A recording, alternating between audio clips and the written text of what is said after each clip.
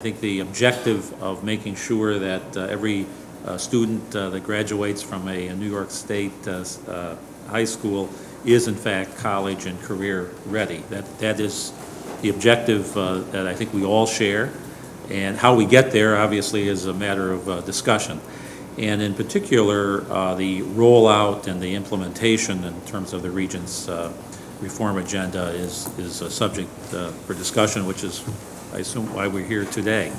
I would note in terms of timing, just at the time the Regents Reform Agenda was adopted, being considered and adopted, was at the same time, because of the recession and what particularly hit us here in New York State, just at the time when the gap elimination adjustment was implemented. And even though we have been in the years since crawling back from that, and in fact the Senate, I'm very pleased to say, is going on record in our Senate-only budget this year. We want to eliminate the gap elimination adjustment for all school districts in New York State, and that will help them in terms of meeting these objectives. But there's been a lot happening at a time when many districts have had fewer resources. I wanted to just zero in on two areas, getting back to that question of flexibility. One of the important concerns that I've heard from my many educators in my district is with these New York State learning modules associated with the Common Core, that there's a very scripted approach now in the classroom. Some of our best teachers are innovators and create a very, not only an interesting, exciting atmosphere in the classroom, but also, really help those students learn in very innovative ways. And the concern I'm hearing that with the Common Core and these learning modules, that ability to be innovative in the classroom is out the door. Very scripted approach is being taken because they feel they need to take that approach in order to, we have those tests looming at the end. And Senator Little mentioned business courses being canceled in some schools. I've even heard of recess being canceled in some of the lower grades in the elementary schools in my district. Once again, just not time for recess. Toys being taken out of the kindergarten and first grade rooms because there's just no longer time to allow some of those young students to blow off steam through recess and that physical activity that goes with that. How would you address those concerns in terms of the ability of local districts and local teachers in the classroom to have that flexibility and allow for that innovation even with the Common Core? Yeah, I really appreciate the question. I can't emphasize enough, the modules are there as a resource for districts to adopt, adapt, or ignore, and for teachers to adapt to the needs of their students. We actually say on the website where the modules are posted, this is not, some version of this is not a script.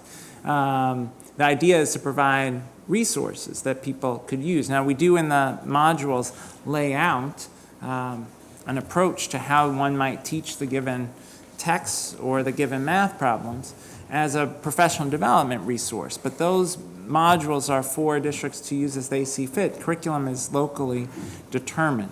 I will say the modules emphasize application. For example, many of the English language arts modules were developed in partnership with Expeditionary Learning, which has a long history around project-based learning. Now, if people like those, they can use them. If they don't like them, they can make other decisions. Again, curriculum decisions are made locally. In terms of the breadth of the curriculum, one of the challenges we have is that too often there's a mistake made that if we spend more time on test prep and less time on learning, students will do better. And the department has given very specific guidance on this. We don't think that rote test prep is the best way to help students achieve. Indeed, you want students to have experiences with art, music, have time for physical education so that they are well-rounded, so that they develop well as young people, so that they develop not only to be college and career ready, but to be good citizens. And the work in art and music also supports students' success in other aspects of the curriculum. So, these curriculum decisions are made locally, but I take the challenge that we need to make sure that people understand the flexibility that they have around the modules, that they are not required. They are a resource for districts to use. One final question, which would lead to the testing, the student testing aspect of this, and the changes that have been occurred there. I think one of the reasons that many educators feel they need to stick with the scripted approach that's being presented rather than just an option or a resource, but as their so-called Bible is in the classroom, is that because of the test at the end. The first round of testing, even we're still awaiting additional data regarding that.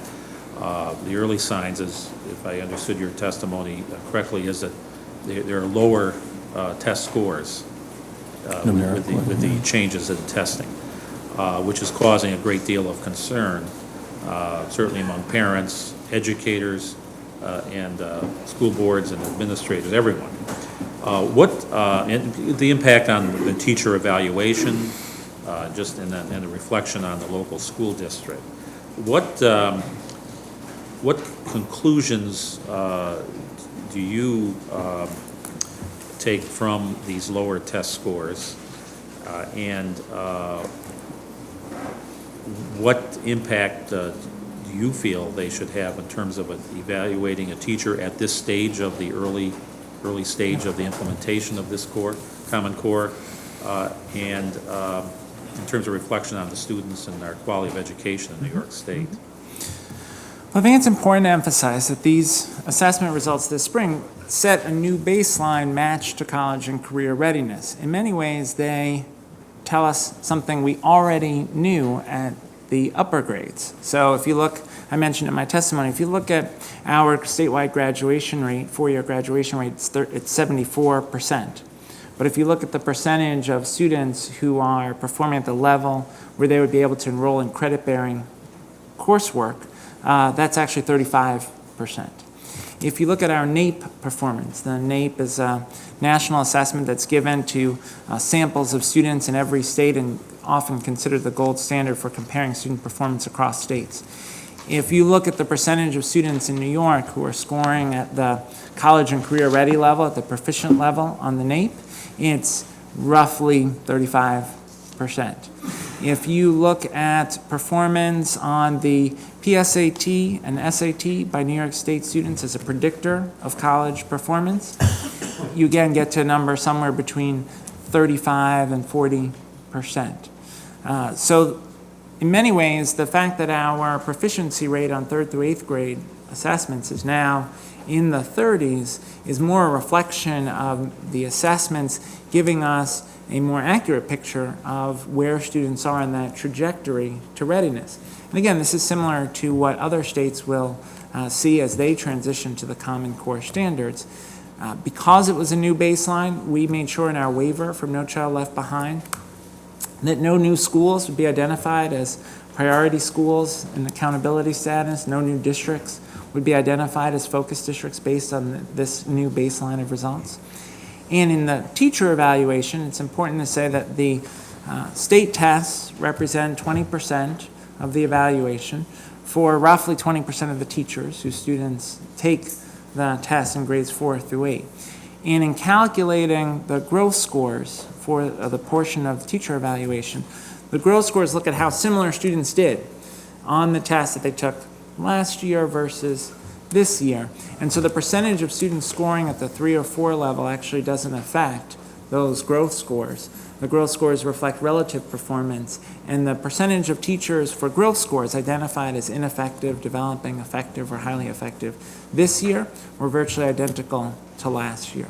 But that is clearly not something that is well understood and something we have to work to make sure that we communicate fully.